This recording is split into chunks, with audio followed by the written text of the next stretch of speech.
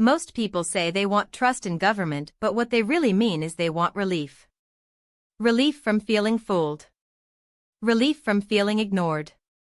Relief from feeling like no one is in charge of the basic things that make daily life work. Trust is not a feeling that appears because someone gives a good speech. Trust is a result.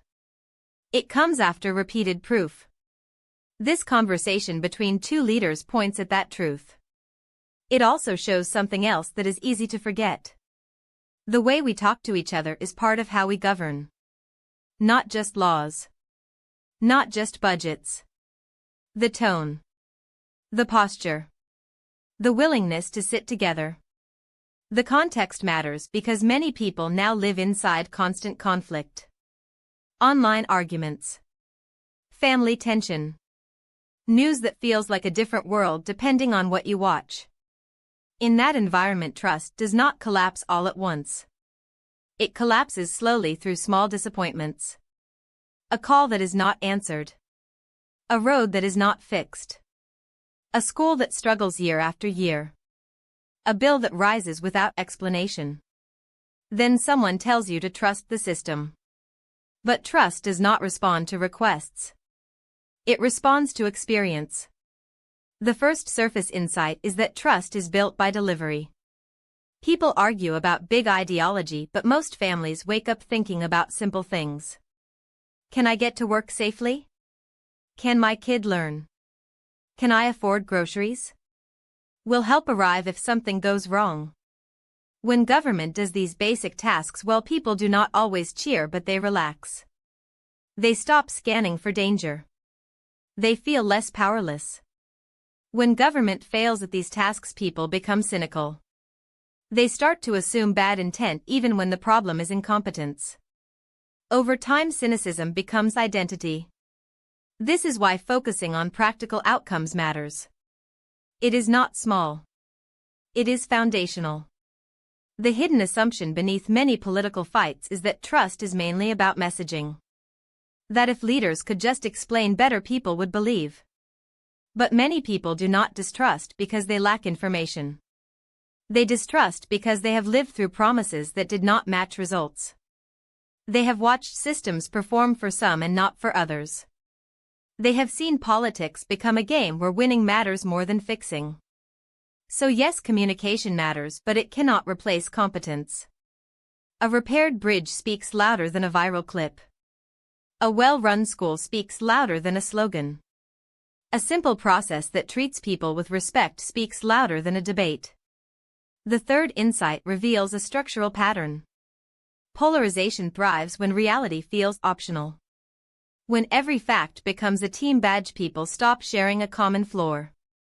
They do not just disagree on solutions. They disagree on what is happening. This is exhausting. It makes democracy feel impossible because democracy requires at least some shared reference points. But notice something important. In real emergencies, people do not debate reality. If a person cannot breathe, the room acts. If a road collapses, the repair must happen. The problem is that many political issues are treated like permanent arguments rather than shared tasks. Social media rewards anger. Media rewards conflict. Parties reward loyalty. The incentives push leaders toward performance instead of problem solving. So a new perspective is needed. Restoring trust is less about making everyone agree and more about rebuilding shared work. People can have different values and still cooperate on basic functions. They can debate policy and still respect each other. This sounds simple, but it is rare now. Which is why seeing two leaders disagree without being disagreeable feels almost shocking.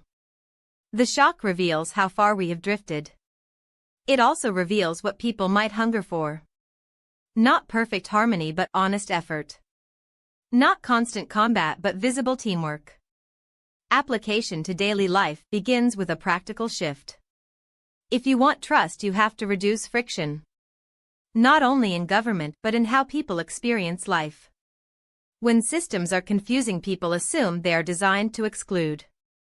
When processes are slow, people assume no one cares.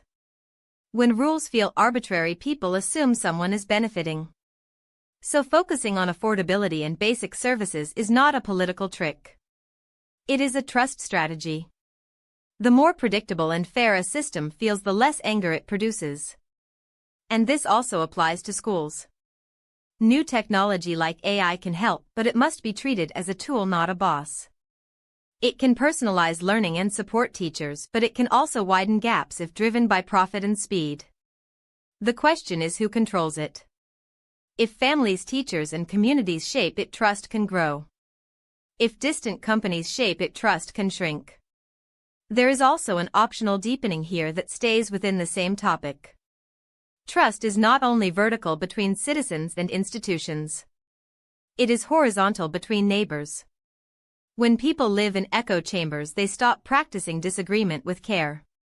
They stop seeing opponents as human. But trust is often rebuilt through contact. Through shared travel, shared work, shared meals, shared projects. When leaders model this, it gives permission for citizens to do it too. Not by forcing agreement, but by reminding us that conflict does not have to erase relationship. You can fight for your view and still believe the other person loves their family. You can challenge a policy and still respect the person. This does not solve everything. But it changes the temperature. And temperature affects everything. It affects how we interpret news. How we treat strangers. How we vote. How we speak to our kids about the future. The conversation also hints at something hopeful. Most people are not living at the extremes. Most people are busy trying to build a life. They want stability. They want dignity. They want leaders who act like adults.